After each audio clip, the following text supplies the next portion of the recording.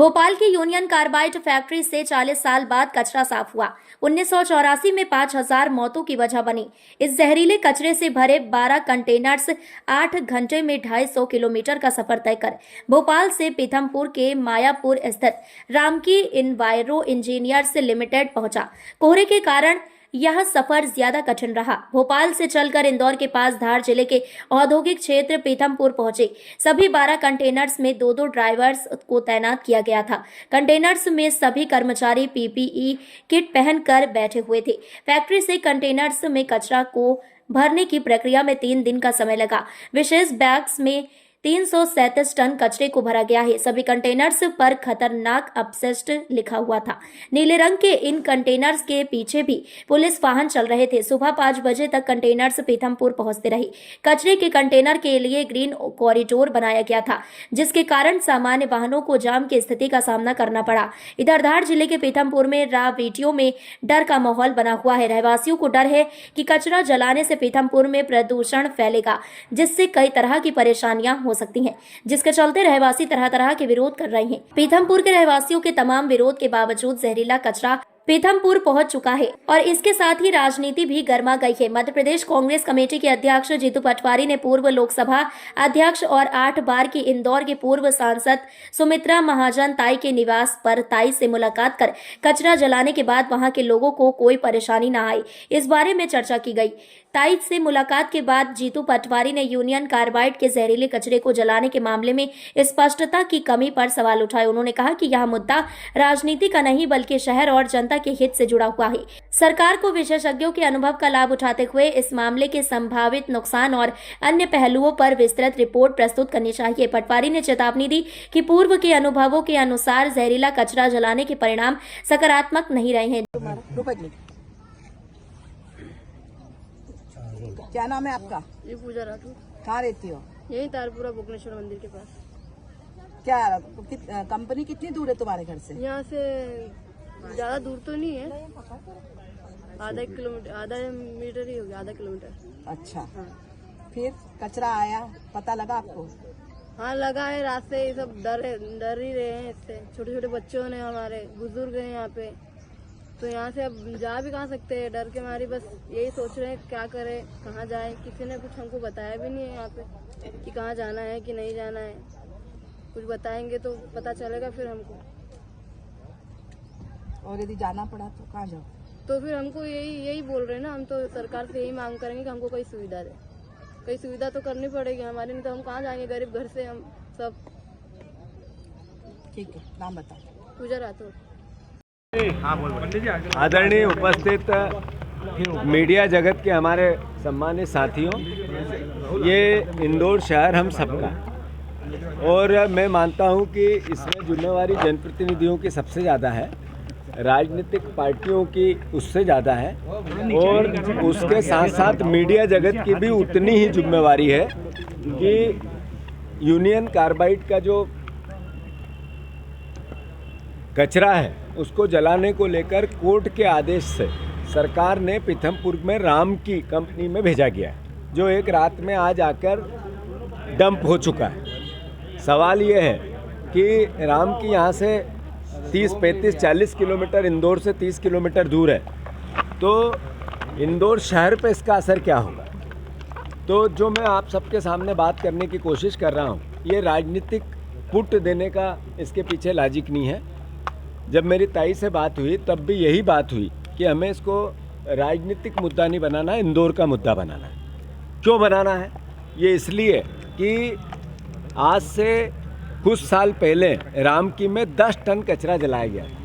अगर आप प्रत्यक्ष रूप से रामकी के आसपास से 6-7 किलोमीटर के रेडियस में जाके रिपोर्टिंग करोगे तो आपको पता चलेगा कि वहाँ फसल जो 5 कुंटल होती थी वो 1 कुंटल होने लगी।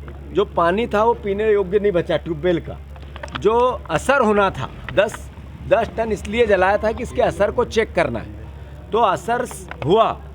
अब सवाल ये है कि इतना कचरा जलेगा या डिस्पोजल होगा या इसका किसी भी विधि से, वैज्ञानिक विधि से ये इसका डिस्पोजल होगा। स्वाभाविक है कि कम से कम असर हो, इसकी प्रयास सरकार करेगी। पर यशवंत सागर तालाब वहाँ से 27 किलोमीटर दूर, उस जगह से 27 किलोमीटर दूर है। तो जब पानी का रिसाव 10 टन में 5 किलोमीटर 7 किलोमीटर के रेडियस को असर किया है, तो क्या यशवंत सागर में उसका रिसाव 1 साल में, 2 साल में, 5 साल में, 10 साल में होगा या नहीं होगा? और जब उसके यशवंत सागर यही शहर पीता है, यहीं पे यूज़ होता है, उपयोग होता है, तो इसका असर हमारे परिवार पे कितना होगा, आपके परिवार पे कितना होगा, इंदौर शहर के परिवार पे कितना होगा? तो इसका एक्सपर्ट्स जितने हैं उनसे जब तक इस बात का क्लियरेंस नहीं हो कि इसका असर कितना होगा, तब तक ये कचरा डिस्पोजल नहीं होना चाहिए। एक दूसरी बात, ये कांग्रेस और बीजेपी का मुद्दा नहीं है, ये मुद्दा है इंदौर शहर का। इसलिए मैंने ताई से आग्रह किया, मैंने और भी जनप्रतिनिधियों से बात की, सारे हमारे जितने बीजेपी के आज चुनाव जीते हुए परिवार के साथी हैं उनसे भी कई लोगों से मेरी बात हुई और सबसे मैंने आग्रह किया कि इसको आप लोग आगे बढ़ के इसको थोड़ा डील करें। अभी मुख्यमंत्री जी ने भोपाल में इस पर अपनी बात रखी है और उन्होंने कहा कि हम जनता को समझाएंगे कि इसका असर नहीं होगा। बिल्कुल मुख्यमंत्री का दायित्व है और हम भी चूंकि विपक्ष में जनप्रतिनिधि हैं तो हमारा भी दायित्व है कि आखिर अल्टीमेटली डिस्पोजल तो होना है, पर कहाँ होना है, कैसे होना है, इसका असर कैसे नहीं होगा, ये सवाल बनते हैं। तो मैं मानता हूँ कि एक एक्सपर्ट्स की टीम बनानी चाहिए, फिर से इसका परीक्षण होना चाहिए, पिछला जितना हुआ उसका कितना असर हुआ इसका जनता के डोमेन में बात आनी चाहिए और फिर ये होगा तो क्या असर हो सकता है आज कल परसों 10 साल बाद 5 साल बाद, उसकी भी क्लियरिटी होनी चाहिए। अगर इसकी इतनी शंका है, अभी कोरोना आया तो किसी को पता नहीं चला था कितना असर आया, सैकड़ों हजारों लोग चले गए हमारे बीच में से, हमारे परिवार के। तो जिस बात का असर कितना होगा पता नहीं है, तो फिर हम ये रिस्क क्यों लें, ये सवाल है। और फिर यहीं पे क्यों, पीथमपुर आज बंद है, धार में इसका विरोध हो रहा है, इंदौर में इसका यशवंत सागर और इंदौर जिले के सारे बेटवा क्षेत्र में असर होगा और वही पानी हम यहाँ पिएंगे तो इंदौर शहर में होगा। इसलिए मेरा सारे मीडिया जगत के साथियों से आग्रह है, आप लोग भी इसमें बढ़ चढ़कर हिस्सा लें। ये कोई राजनीतिक मुद्दा नहीं है, कोई कांग्रेस और बीजेपी के हिस्से से हम सवाल खड़े करें, अभी वो परिस्थिति नहीं है। मैं मुख्यमंत्री से आग्रह करता हूँ कि आपका इसका निष्पादन का क्लियरिटी करके लोगों को अंडरस्टैंड करना, समझाना आपका दायित्व हो सकता है। आदरणीय कैलाश विजयवर्गीय जी वहाँ के प्रभारी मंत्री है, वो धार में जाके समझा सकते हैं। आप यहाँ के प्रभारी मंत्री हैं, यहाँ पे बात कर सकते हैं। पर जब तक ये कचरा डिस्पोजल की प्रोसेस चालू नहीं हो, आपने डंप कर दिया एक रात में, जो गलत था। एक रात में डंप करना गलत था क्योंकि वहाँ विरोध हो रहा था। मैं खुद भी गया था, ये पूरे एरिया में मैं खुद घूमा था। वहाँ आज जो बंद है इसमें भी मेरे भी निर्देश थे कि बंद कराओ। इसके पीछे केवल और केवल लॉजिक ये है कि आज समय चला जाएगा, डिस्पोजल कचरे का किसी न किसी रूप में हो जाएगा, फिर 10 साल बाद क्या आने वाली जनरेशन पूछेगी कि उस समय के जनप्रतिनिधि क्या कर रहे थे, उस समय के जनता क्या कर रही थी, हमारे पत्रकार बंधु क्या कर रहे थे, विरोध क्यों नहीं हुआ, तो फिर अपने आप को हम दोषी पाएंगे। तो ये आप सब भी इसको राजनीतिक मुद्दा नहीं बनाना है, ये इंदौर शहर का मुद्दा है। इस पर ताई भी जो निर्देश मिले या उनसे मेरी चर्चा हुई या हमारी आपस में कन्वर्सेशन हुआ, यही हुआ। जो और जनप्रतिनिधि बीजेपी के से बात हुई उनसे भी यही हुआ और मैं आपसे भी आग्रह यही कर रहा हूँ कि ये राजनीतिक मुद्दा नहीं है, इंदौर शहर का मुद्दा है। भाई साहब, बैठक होने वाली है तो उसमें आप शामिल होंगे? इंदौर में नहीं थी, मैं बाहर गई थी महाराष्ट्र में कार्यक्रम में। मैं कल ही शाम को आई। शाम को आने के बाद मुझे मालूम पड़ गया जीतू पटवारी जी पिल्ले आ रहे हैं। मुझे लगा आ रहे होंगे, मतलब क्योंकि मैंने वास्तव में ये प्रेस पेपर वेपर पढ़े नहीं थे ज़्यादा, मगर फिर मुझे ये सब जानकारी मिल गई कि इंदौर में जो भी हो रहा है, पीथमपुर में यूनियन कार्बाइड का कचरा जला करके यहाँ जलाएंगे। राम के में जो कोई वहाँ प्रोजेक्ट बना है जिसमें केमिकल कचरा जलता है, इंडस्ट्री का जलता है ये सब। और इसलिए अच्छा हो गया, एक अच्छा नागरिक है जीतू पटवारी भी और विधायक भी रह चुका है, और इसलिए उसको भी जो चिंता है वो सभी को चिंता है। इंदौर के भी जनप्रतिनिधियों ने कहा है, ऐसा मुझे मालूम पड़ा कि भाई ये क्या कर रहे हो ये तो बताओ। सुप्रीम कोर्ट का ऑर्डर है, वहाँ तक ठीक है, लेकिन मालूम होना चाहिए, क्योंकि यूनियन कार्बाइड कहूँ तो हम सबका दिल दहल जाता है। और इसलिए आज शायद मैंने जीतू भैया को भी कहा, पहली बात हम सब ने एक ध्यान में रखना चाहिए, it is not a political thing, ये लोगों के जीवन से जुड़ी चीज़ है। और जो भी जनप्रतिनिधि अपने आप को कहता है, जनता के प्रतिनिधि, तो हमें ये सब बातों पर इस दृष्टिकोण से विचार करना है। और जो भी सरकार हो, वो सरकार भी हम ये मानते हैं कि इस दृष्टिकोण से विचार करना चाहिए, क्योंकि सरकार की भी जनता की होती है। और ये इसलिए आज एक प्रेजेंटेशन जनप्रतिनिधियों के लिए रखा है, ऐसी मुझे जानकारी है मिली। पहले मुझे लगा किसी ने कहा विवेक अग्रवाल जी, तो मुझे तो एक ही विवेक अग्रवाल अपने को मालूम कि जो कलेक्टर थे और जो दिल्ली में अधिकारी है, मुझे लगा वही आ रहे हैं।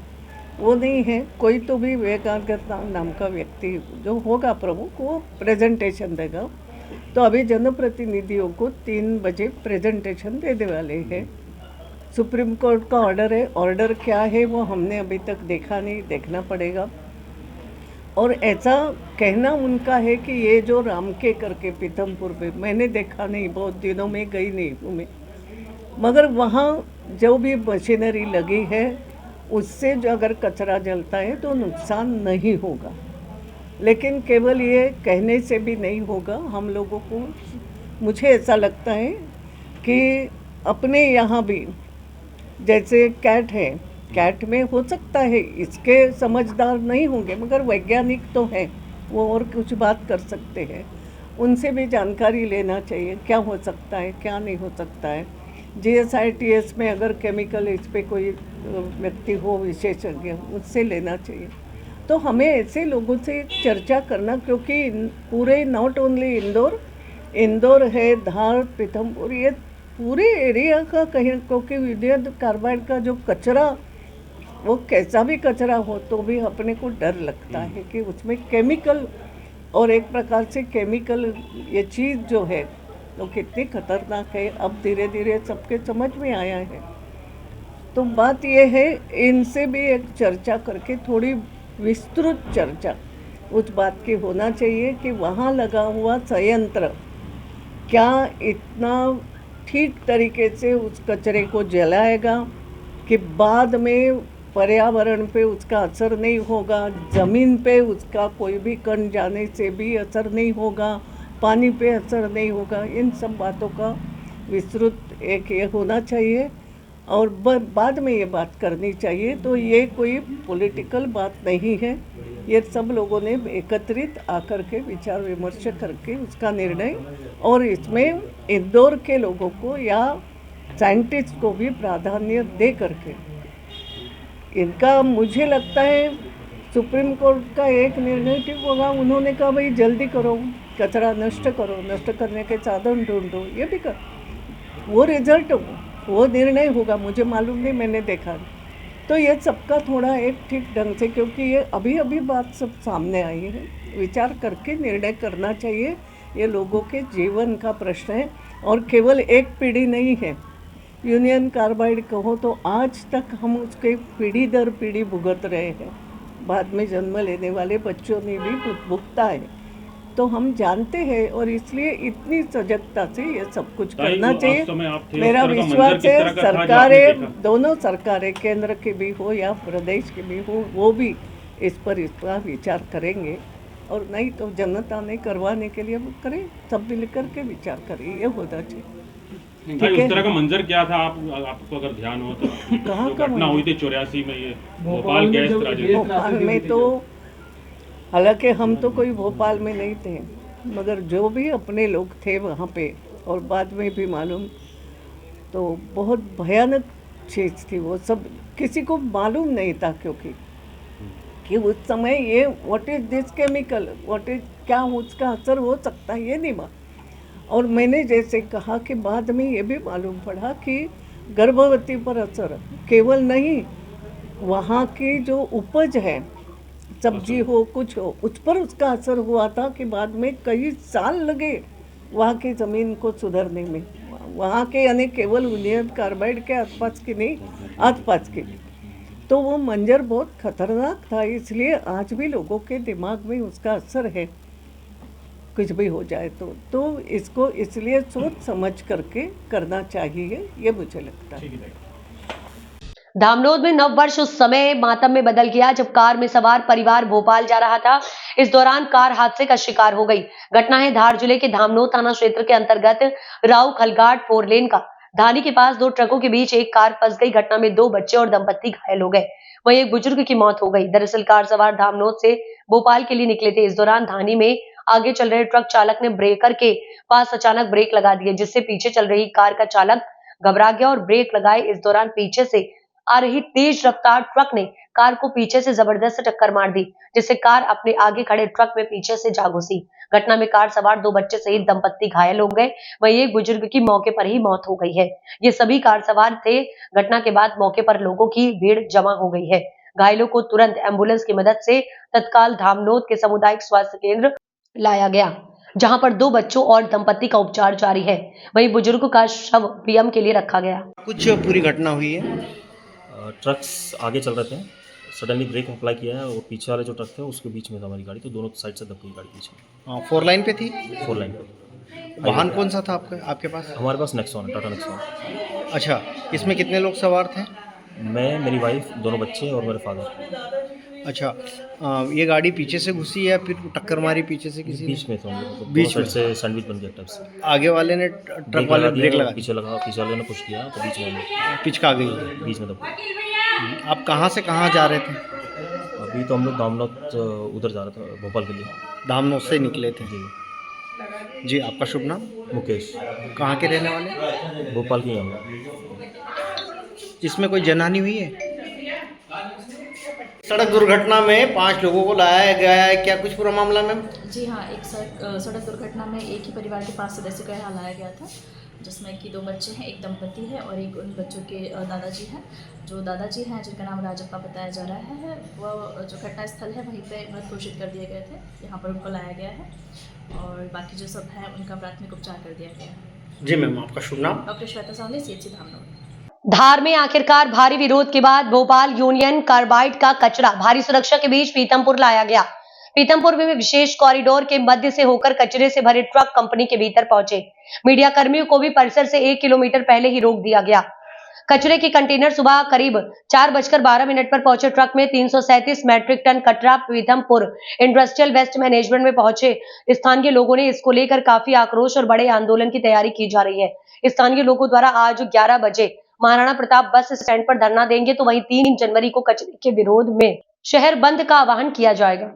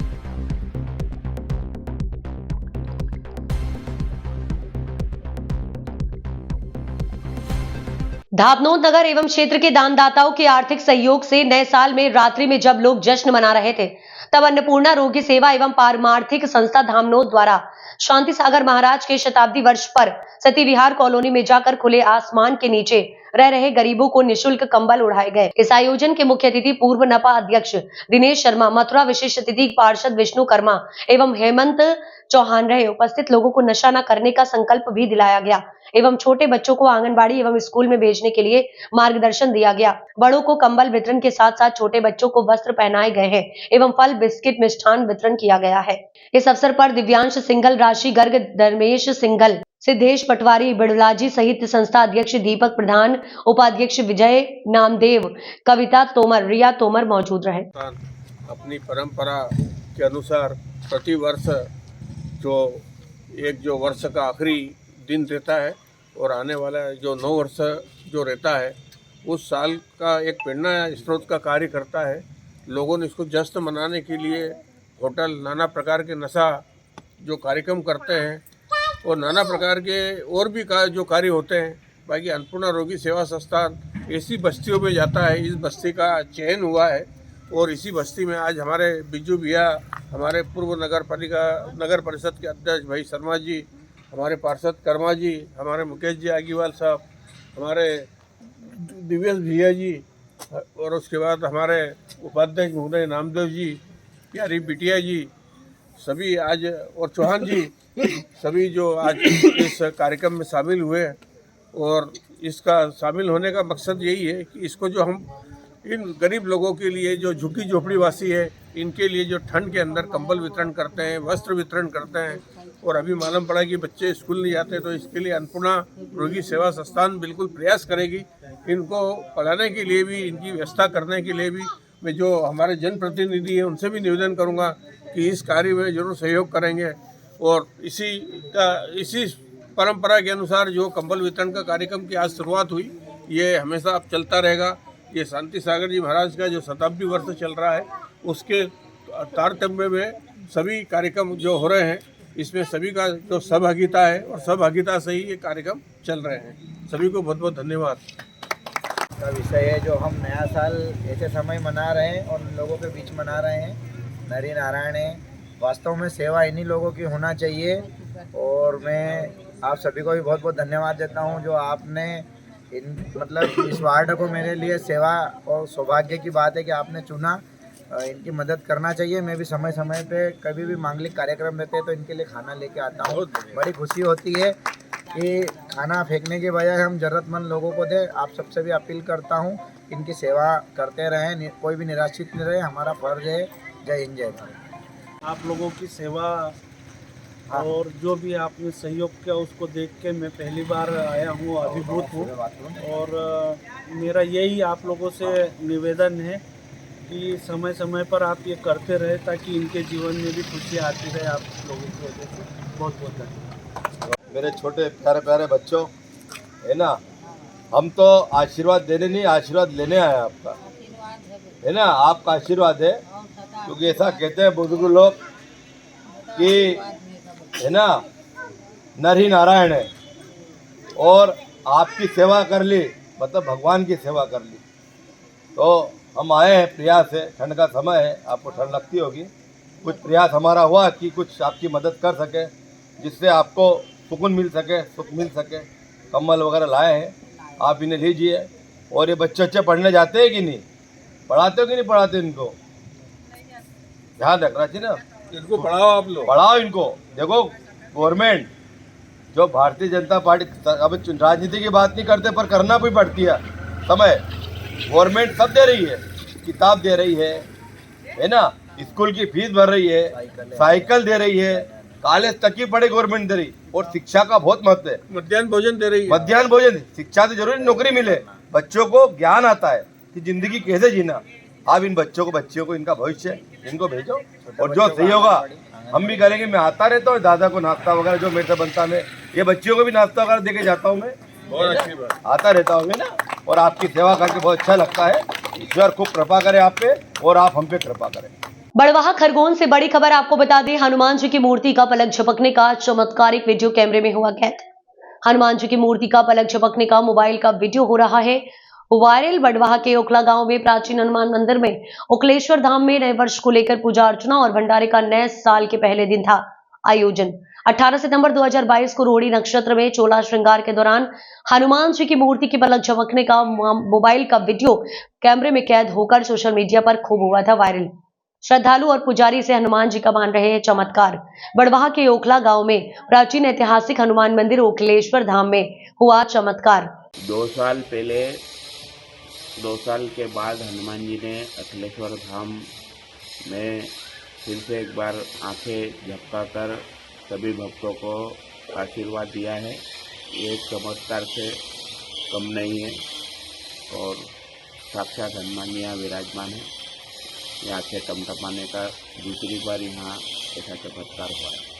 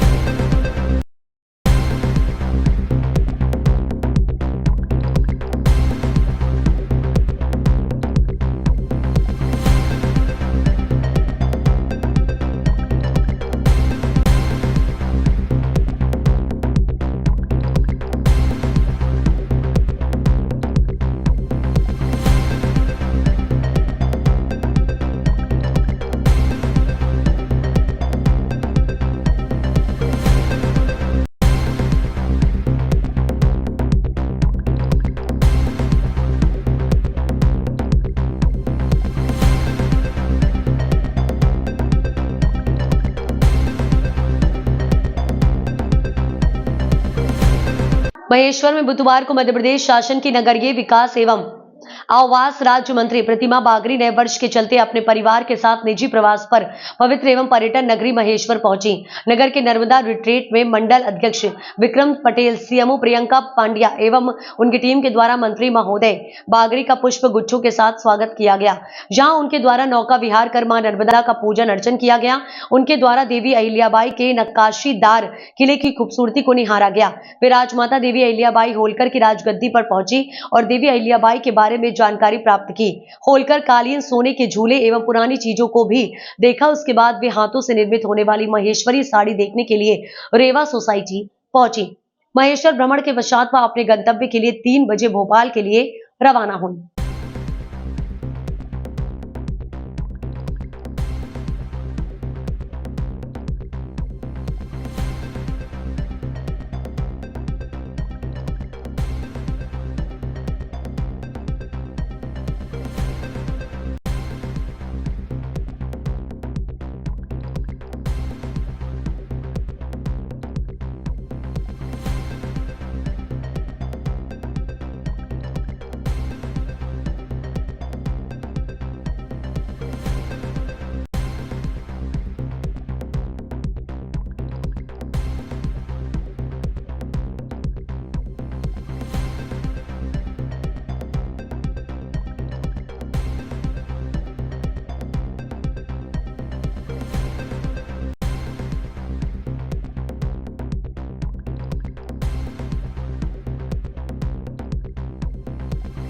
ग्वालियर पुलिस को मिली बड़ी सफलता, ATM cutter inter state game के 2 आरोपियों को पकड़ा। ग्वालियर में कुछ दिन पूर्व एटीएम काटकर 14 लाख लूटने के मामले पर पुलिस की कार्रवाई थी। क्राइम ब्रांच ने लूट के मास्टरमाइंड सहित 2 आरोपियों को पकड़ा। आरोपियों से लूट की 2,74,000 की रकम बरामद। क्राइम ब्रांच ने एक आरोपी को हरियाणा के मेवात से पकड़ा और दूसरा आरोपी को राजस्थान के रिंग रोड नगर से गिरफ्तार। ग्वालियर में 27 दिसंबर को बहोड़ापुर में हुई थी एटीएम की घटना। 14 लाख रुपए लूट कर ले गए थे आरोपी। वरिष्ठ पुलिस अधीक्षक एक सफल ऑपरेशन। ग्वालियर पुलिस ने एक इंटर स्टेट गैंग के 2 प्रमुख आरोपियों को पकड़ा है। 26-27 की दरमियानी रात में पहोड़ा थाना क्षेत्र में एक एटीएम कटिंग की घटना हुई थी। रात्रि गश्त में आयुष गुप्ता थे, तुरंत मौके पर 4 बजे पहुंचे थे। जब घटनास्थल से पता लगा कि उसमें गैस कटर से यह घटना की गई है। पुराने अनुभव के आधार पर यह स्पष्ट था कि यह घटना में पूरी संभावना है कि मेवाती गैंग हो सकती है। तुरंत बाहरपुर थाना प्रभारी और उनकी पूरी टीम रवाना हो गई थी और उन्होंने पूरा ग्वालियर और मुरैना, धौलपुर, भरतपुर होते हुए नूहू तुक, मेवात, हरियाणा तक कैमरे पिछले 4-5 दिन में बंगाली कैमरे की पूरी तलाश करते हुए इस निष्कर्ष पर पहुंचे कि इस गैंग के द्वारा घटना के दौरान लगातार नंबर प्लेट चेंज की गई है। जब यह ग्वालियर में थे तो मध्य प्रदेश की नंबर प्लेट थी। जब यह जैसे ही धौलपुर पहुंचे तो राजस्थान की नंबर प्लेट लगा ली। जब यह नूहू में जाकर इन्होंने हरियाणा की नंबर प्लेट लगा ली। यह पूरी कड़ियां जोड़ते हुए और इनका पुराना जो मुखबिर तंत्र है उनके सहारे से इनको सूचना मिली कि यह बदमाश जो एटीएम में चोरी करके गए हैं और वह नूहू क्षेत्र के रहने वाले हैं। जानकारी के आधार पर यह बहुत ज़रूरी है कि वहां पर एक मजबूत टीम भेजी जाए जिससे कि वहां जाकर दबिश देकर उनको पकड़ पाते। हमारे वरिष्ठ अधिकारी लगातार मॉनिटरिंग कर रहे थे। यह महत्वपूर्ण इसलिए था कि यह मेवात और नूहू के महत्वपूर्ण स्थान में जाकर के क्षेत्र में दबिश देकर बदमाशों को पकड़ना बहुत ही कठिन कार्य था।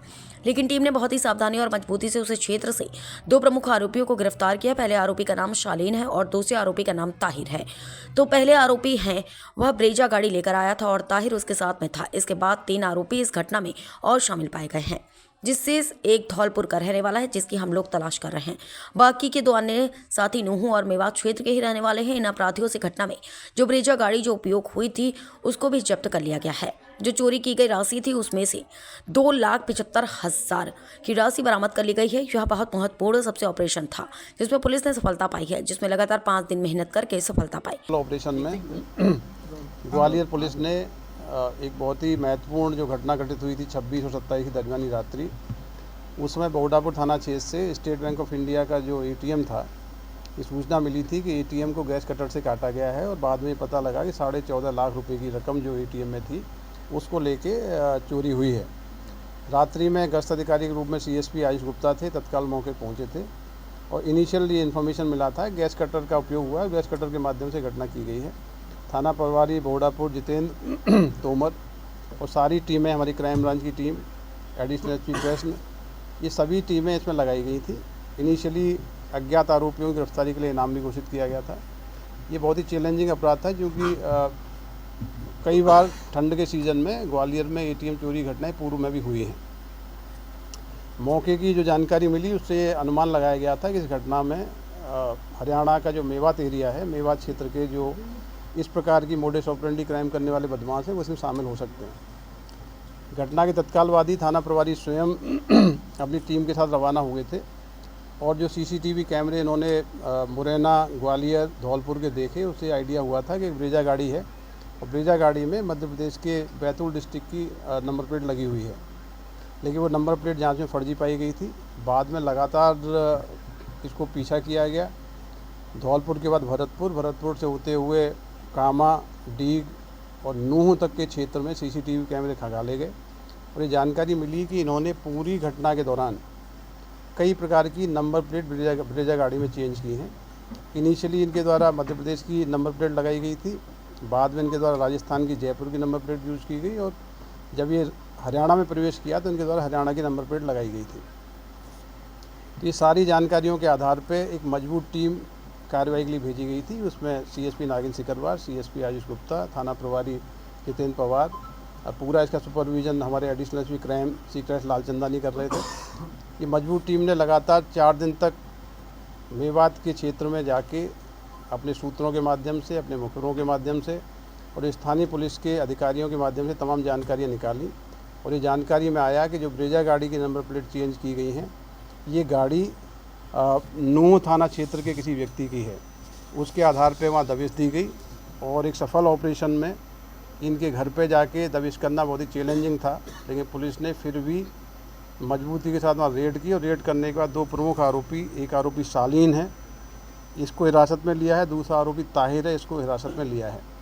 इनकी निशानदेही पे जो घटना में ब्रेजा गाड़ी यूज हुई थी उसको जब्त किया गया है और इनके कब्जे से करीब 2.25 लाख रुपए की राशि बरामद हुई है। इसमें जो इनिशियली पूछताछ हुई है, इसमें ये बताया गया है कि ये एक इसी प्रकार की एटीएम कटिंग करने वाला ज़िला नूह और ताबड़ू क्षेत्र का गैंग है।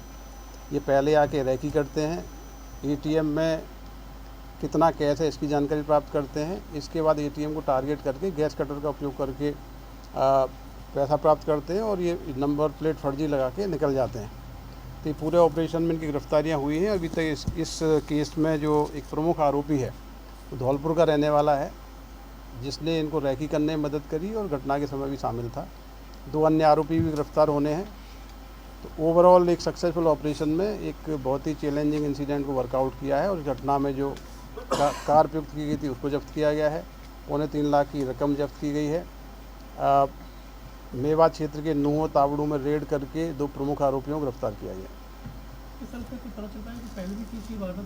देखिए, इनकी जो कार्यशैली है, इस घटना में भी घटना 26-27 की रात्रि में हुई थी, लेकिन घटना से पहले 10 तारीख को ये ग्वालियर आए थे। इनके द्वारा एटीएम की रैकी की गई थी और रैकी करने के बाद घटना घटित की गई थी। ये इस प्रकार के, इसमें जो धौलपुर का जो बदमाश जिसका नाम आया है वो पहले भी कई अपराधों में सम्मिलित रहा है। तो ये ग्वालियर पुलिस के लिए बहुत ही संतुष्टि का विषय है कि हमारे additional SP central, additional SP crime, हमारी क्राइम ब्रांच की पूरी टीम, साइबर टीम बहुत ही कॉम्पिटेंसी के साथ इसमें काम किया और बहुत ही प्रोफेशनल दक्षता का परिचय देते हुए सीसीटीवी कैमरों का उपयोग करते हुए और अपना मेवात क्षेत्र का जो मुखबिर तंत्र है उसका प्रयोग करते हुए सफलतापूर्वक इस केस को वर्कआउट किया है। उसके लिए पूरी टीम को हमारे वरिष्ठ अधिकारियों ने भी धन्यवाद दिया है, इनको पुरस्कृत भी किया जाएगा। सर, 4 आरोपी हैं कि और भी अपराधी हो सकते हैं? देखिए, इसमें जो पूछताछ हुई है कुल 5 अपराधी थे, 2 अपराधी गिरफ्तार हो गए, एक अपराधी मेवात का धौलपुर का रहने वाला है, उसकी गिरफ्तारी के लिए टीमें गई हुई हैं।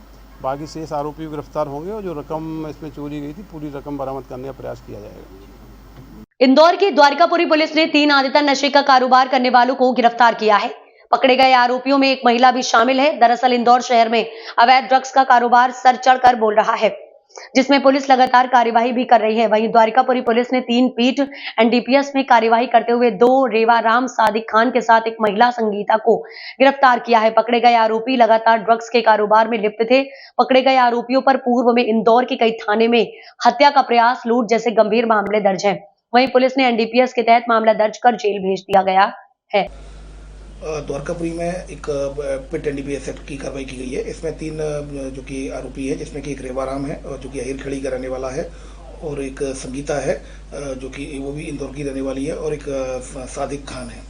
इन तीनों के खिलाफ एक प्रकरण भेजा गया था। इसमें तीनों के ही खिलाफ 1 दर्जन से अधिक अपराध पंजीबद्ध हैं। सूचना मिली थी कि ये नशा की तस्करी कर रहे हैं, लगातार एक कंटिन्यूट अभी लगातार कर रहे हैं, इनके द्वारा अपराध करना नहीं छोड़ा है। तो इस पर से सूचना के आधार पर से इसमें पिट एनडीपीएस माननीय कमिश्नर महोदय रेवेन्यू के पास भेजा गया था। इनका पिट एनडीपीएस तैयार करके धारा 3(1) का तैयार करके भेजा गया था, जिसमें कि उनके द्वारा कमिश्नर रेवेन्यू सर के द्वारा इसमें वारंट दिया गया था, जो कि वारंट केंद्रीय जेल भोपाल का था, जिसमें कि रेवाराम और संगीता को गिरफ्तार कर लिया गया है और इनको भोपाल सेंट्रल जेल दाखिल कर दिया गया है। इसमें रेवाराम एक द्वारकापुरी के एक मामले में, अन्य मामले में भी फरार चल रहा था, तो उसमें भी उसकी गिरफ्तारी की गई है। और इसमें ये कार्रवाई नशा जो तस्कर है उनके खिलाफ ये कार्रवाई लगातार जारी रहेगी।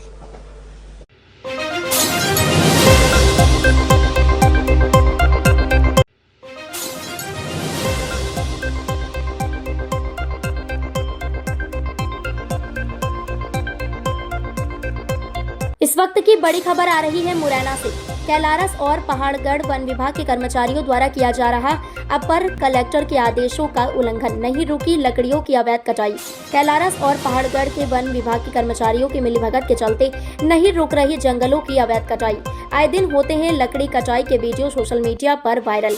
कुछ दिन पूर्व भी मुरैना अपर कलेक्टर CB प्रसाद ने कैलारस रेंजर हिना खान को दिए थे अवैध कटाई रोकने के निर्देश।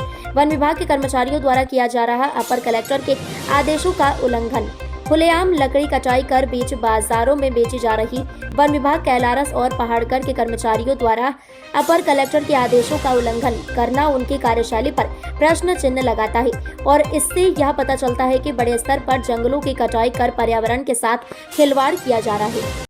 रेंज के वन विभाग के पहाड़गढ़ जंगल से लकड़ियों का अवैध कटाई का काम जारी है और खुलेआम बसों के द्वारा सड़कों पर लाकर रखकर बेचा जा रहा है, लेकिन इन पर कार्रवाई नहीं हो पा रही। एक वीडियो मैंने इस तरह का देखा है, मैंने फॉरेस्ट रेंजर को बोला है कि इसको देखें, सख्ती से इस पर कार्रवाई करें, बोला है मैंने, रोकथाम की कार्रवाई की जाएगी।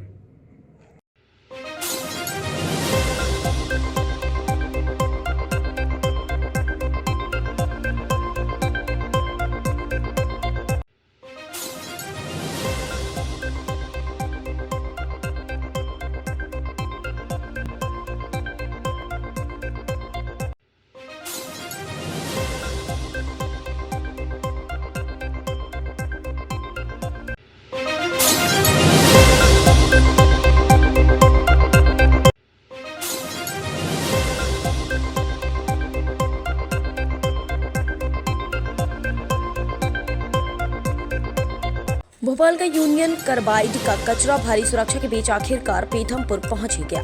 12 कंटेनर में 337 टन यूनियन कार्बाइड का जहरीला कचरा पीथमपुर पहुंचने के बाद विरोध और तेज हो गया है। महाराणा प्रताप बस स्टैंड पीथमपुर पर आज सर्व संगठन ने कचरा जलाए जाने के विरोध में धरना प्रदर्शन किया और कचरा जलने का विरोध किया।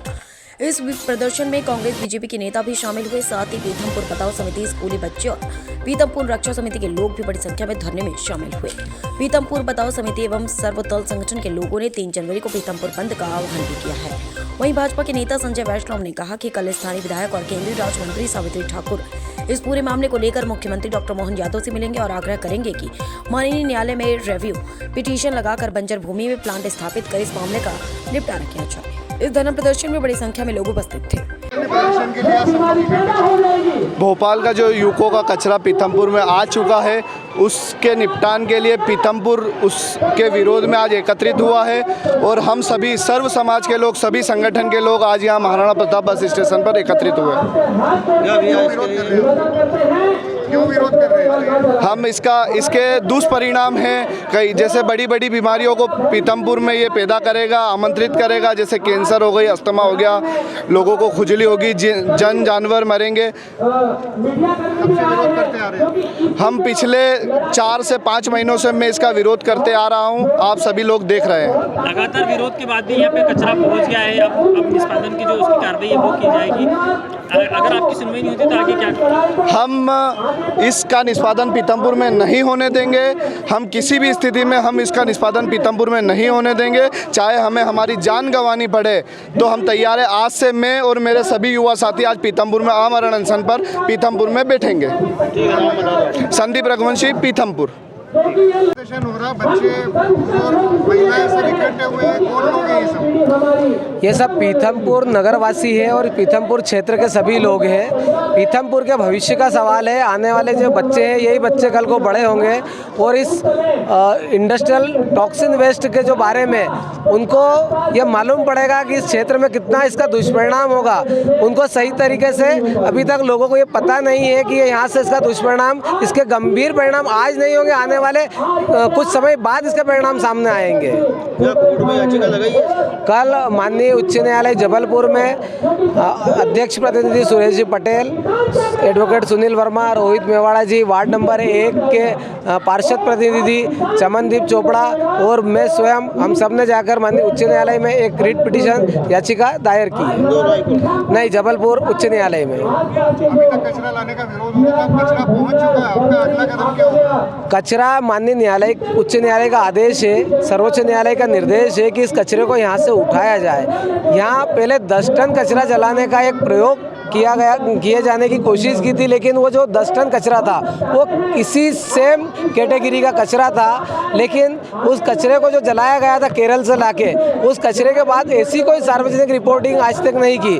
उस कचरे के जलने के बाद इस क्षेत्र का जो पानी है वो दूषित हुआ है। भोगनेश्वर महादेव में एक कुआं है, उसके साइड में उसका पानी लाल हो गया है। पीछे का जो पानी है राम की इंडस्ट्री के पीछे, वहाँ भी नालों में लाल पानी बह रहा है और कहीं उस पानी के उसके बाद लोगों को खुजली है, कैंसर है, इस प्रकार के लोग मरीज भी, पेशेंट भी सामने आए हैं। आपका परिचय बता। मैं राजेश चौधरी, एडवोकेट, पीथमपुर सागौर जिला धार। ये यूनियन कार्बाइड का जो कचरा है उसके डिस्पोजल के लिए जो कार्रवाई की जा रही है, उस संबंध में माननीय सुप्रीम कोर्ट न्यायालय द्वारा राज्य सरकार को निर्देशित किया है कि 7 जनवरी को यूनियन कार्बाइड का कचरा डिस्पोजल किया जाए। उसके तहत राज्य शासन ने माननीय न्यायालय के निर्देश पर रामकी इन्वायरो में इस कचरे के निपटान की कार्रवाई की गई। आज हम यहाँ सभी राजनीतिक दल के लोग, सामाजिक संगठन एकत्रित हुए हैं और हमारा निवेदन जो है सरकार से है कि एक रिव्यू पिटीशन न्यायालय में लगाई जाए और मानवीय दृष्टिकोण से इस समय सीमा जो 7 जनवरी की है उसमें वृद्धि की जाए और जो वृद्धि की गई समय में ऐसा प्लांट बंजर भूमि में लगाकर इस कचरे का निपटान किया जाए। इस संबंध में हम एकत्रित हुए हैं। अभी 3 बजे इस संबंध में, क्योंकि हमारे यशस्वी मुख्यमंत्री माननीय डॉक्टर मोहन यादव जी, जिले के प्रभारी मंत्री आदरणीय कैलाश विजयवर्गीय जी, उन्होंने बिल्कुल स्पष्ट कहा है कि पीथमपुर के स्वास्थ्य और पीथमपुर के हितों से समझौता नहीं किया जाएगा। और इसी संबंध में 3 बजे क्षेत्र की विधायक नीना वर्मा जी विधायक कालू सिंह ठाकुर जी और पीतमपुर के जनप्रतिनिधियों की मीटिंग 3 बजे माननीय कैलाश विजयवर्गीय जी ने बुलाई गई है। और कल 3 बजे क्षेत्र की विधायक नीना वर्मा जी, केंद्रीय मंत्री सामेत ठाकुर जी, राजवर्धन सिंह जी दत्तीगांव पूर्व मंत्री, ये माननीय मुख्यमंत्री जी से 3 बजे मिलकर इस संबंध में चर्चा करेंगे। आपकी मांगे पूरी नहीं होती तो क्या करेंगे जी, आपकी मांगे अगर पूरी नहीं होती? ये देखो, सरकार पूरी कोशिश कर रही, क्योंकि न्यायालय के निर्देश है, सर्वोच्च न्यायालय के निर्देश है, और न्यायालय की प्रक्रिया का पालन तो करना पड़ेगा, सरकार चाहे कांग्रेस की हो चाहे बीजेपी की, क्योंकि 40 वर्षों से ये कचरा पड़ा था, तब तक कोई कार्रवाई नहीं हुई। उन 40 वर्षों में कांग्रेस की भी सरकार रही, बीजेपी की भी रही, लेकिन चूंकि माननीय सर्वोच्च न्यायालय ने निर्देश दिए कि 7 जनवरी तक इस कचरे का निपटान किया जाना, और ये निर्देश मध्य प्रदेश सरकार को दिया है। अब मध्य प्रदेश सरकार से हमने मांग की है कि रिव्यू पिटीशन लगाकर इसमें सीमा वृद्धि की जाए, और उस सीमा वृद्धि में ये प्लांट अन्यंत्र जगह लगाकर इस कचरे का निपटान किया जाए। इसीलिए हम सब सामाजिक संगठन के लोग यहाँ उपस्थित हुए हैं। अनेक सामाजिक संगठन और कई पार्टियों के लोग जो है लंबे समय से इसका विरोध कर रहे हैं, आप काफी देर बाद अब सामने नजर आए, आपका बयान अब देखिए, इसका विरोध 3 वर्ष पूर्व हम लोग कर चुके हैं, लेकिन उस समय कोई न्यायालय के निर्देश प्राप्त नहीं हुए थे। माननीय न्यायालय जो सर्वोच्च न्यायालय हैं, उनके निर्देशों का जो निर्देश होते हैं, तो उन निर्देशों का एक तरीके के रूप में अपनी बात रखने का विषय रहता है। भाई, आंदोलन करना तो आंदोलन और अपनी बात को रखना, क्योंकि उसमें माननीय न्यायालय की गरिमा को भी देखा जाता है।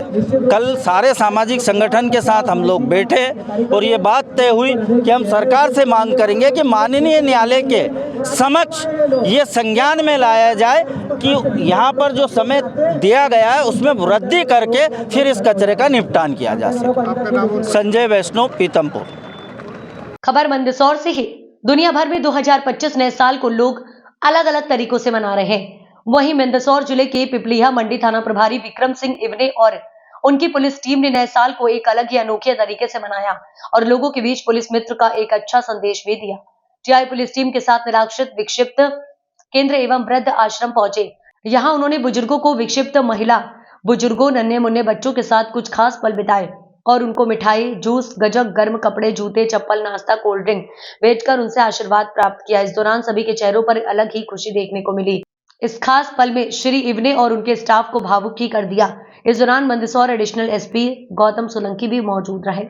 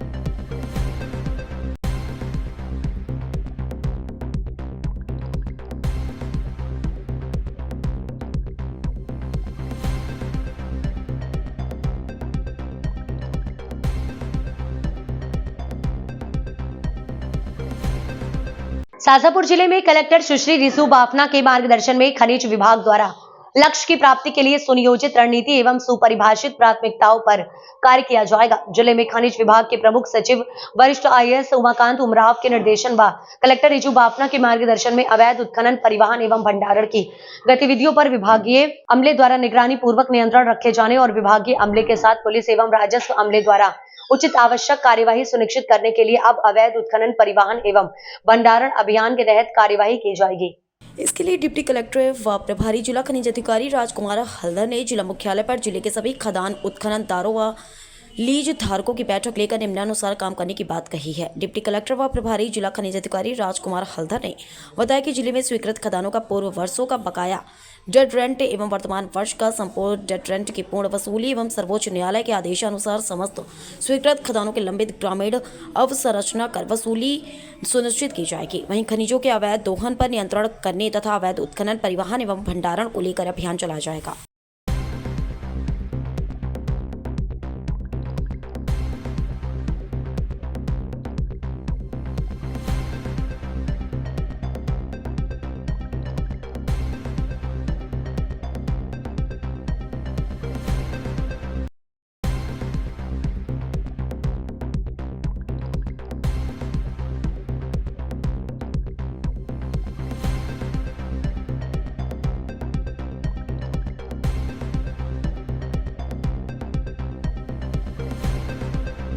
मिर्जापुर में नव वर्ष के पहले दिन माता शीतला का आशीर्वाद लेने के लिए श्रद्धालु उमड़ पड़े। नतीजा ये हुआ कि सुबह से लेकर शाम तक सामने की सड़क पर दोनों तरफ वाहन रेंगते रहे। हर उम्र के लोग माता के दरबार में पहुंचे। कड़ाके की सर्दी के बाद भी बुधवार सुबह 4 बजे से ही अदलपुरा शीतला माता मंदिर के दरबार में मत्था टेकने के लिए श्रद्धालु पहुंचने शुरू हो गए थे। बाहर के राज्यों से आने वाले काफी श्रद्धालु मंगलवार रात ही पहुंच गए थे। नया साल सुखमय गुजरे और देश व प्रदेश में शांति हो। लाखों श्रद्धालु ने मां के दरबार में हाजिरी लगाई। मंदिर परिसर में श्रद्धालु की आवाजाही से माहौल पूरी तरह भक्तिमय हो गया। वहीं मंदिर परिषद रंग बिरंगे गुब्बारे व माला फूल से सज धज कर तैयार हो गया था। वहीं श्रद्धालुओं का भक्तिमय आकर्षण केंद्र बना हुआ था। माता के जयकारों और मंत्रोच्चार से वातावरण गूंज उठा। मंदिर में पहुंचे श्रद्धालुओं ने कहा कि साल के पहले दिन माता के मंदिर जाने से जीवन में सुख, शांति और सकारात्मकता आती है।